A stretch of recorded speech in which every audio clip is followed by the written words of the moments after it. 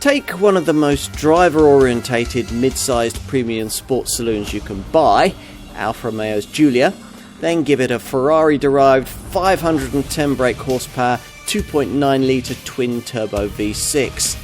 Add in a special torque differential to get all that power down through the rear wheels, and assign a Ferrari engineer to finesse this creation. The result is this Giulia Quadrifoglio, and it's rather unique. This Giulia Quadrifoglio model is a four-door Ferrari in all but name. Under the bonnet lies a 2.9 litre petrol V6 bi-turbo that's essentially a cut-down version of the 4 litre V8 used in Maranello's 488 GTB.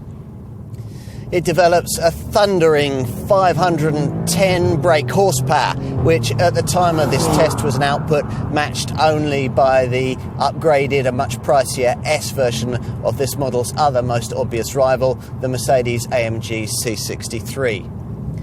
This Alfa storms to 62 miles an hour in a 3.9 second time that identically matches that Merc, this figure only slightly slower than that Ferrari we just mentioned.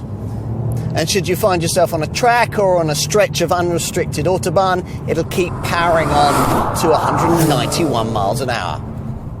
Alfa's thrown all the performance technology it has at this Halo model, though interestingly not its Q4 four-wheel drive system, not for our market anyway. In lieu of that, active torque vectoring helps to get the power down through the bends. Active suspension varies the damping, and Alfa chassis domain control connects the different systems to deliver the best setup as this car is being driven. There's also an Alfa active aero system that alters the angle of the front splitter to help this model scythe through the air more cleanly. Plus, the DNA drive mode system gets an extra race setting for tyre smoking starts. Other markets get a manual gearbox option, but an 8-speed paddle shift auto transmission is mandatory for the UK. The torque proportions of the Giulia work well with the Quadrifoglio embellishment. Enthusiasts will most readily recognise this top Giulia version by its unique 19-inch wheels, through which you can glimpse black aluminium calipers. We've got optional yellow calipers here. There's also special Quadrifoglio badging, pronounced side sills, and black gloss window surrounds. At the front, piercing bi-xenon headlamps flank the classic shield-shaped grille to give the car some serious overtaking presence. There's also a lower splitter for optimum aerodynamics. And at the rear, there are LED tail lamps, a neat boot spoiler that can be trimmed in carbon fibre, plus a sports exhaust with quad tailpipes.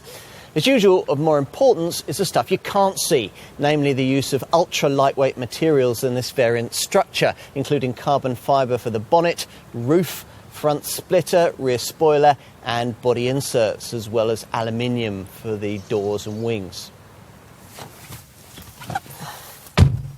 Inside, the cabin is set apart with sports seats upholstered in a leather and Alcantara combination. You'd ideally want these carbon fibre trimmed race-style bucket chairs that make you feel like you're in a DTM racer.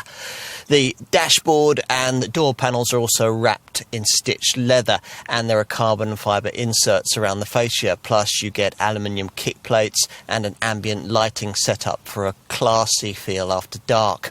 Otherwise, it's the usual Giulia interior package with design centred around the driver, the main controls grouped together on the small steering wheel. When it's time to take a seat in the rear, taller folk might find access hindered a little by the swept back roofline. Still, the rear door opens decently wide, and once inside you'll find that there's a reasonable amount of backseat space by class standards, with plenty of room to push forward your feet beneath the front chairs. There's a relatively high centre transmission tunnel, but you get twin centre vents, a USB port, a fold-down centre armrest with cup holders and overhead reading lights. Out back, there's a 480-litre boot. You could argue that this top Giulia doesn't offer anything you can't already get from a rival Mercedes-AMG C63, and in some ways that's true.